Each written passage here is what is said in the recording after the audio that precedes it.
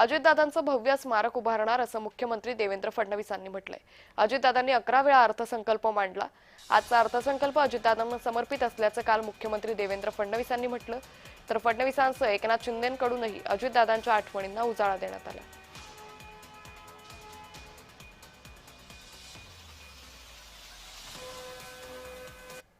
राज्याचे लाडके नेते माननीय अजितदादा पवार आज आपल्यात नाहीत।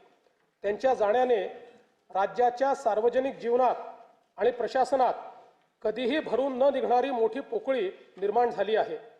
त्यांनी एकूण 11 वेळा राज्याचा अर्थसंकल्प मांडला।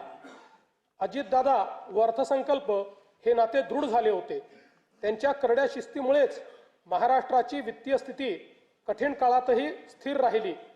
काम करणारा माणूस ही त्यांची ओळख आणि त्यांनी दिलेली विकासाची दिशा आजही आपल्याला प्रेरणा देत आहे। त्यांना श्रद्धांजली म्हणून सर्व मान्यवरांशी चर्चा करून त्यांच्या व्यक्तिमत्वाला साजेसे भव्य स्मारक उभारण्यात येईल। खरं म्हणजे आजचा हा अर्थसंकल्प आपले उपमुख्यमंत्री आणि आमचे सहकारी अजितदादांच्या दुःखद निधनानंतर पहिला अर्थसंकल्प आहे।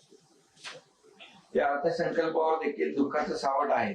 मागे देखील अधिवेशनाच्या पत्रकार परिषदेमध्ये सुरुवातीच्या त्यांची आठवण काढली।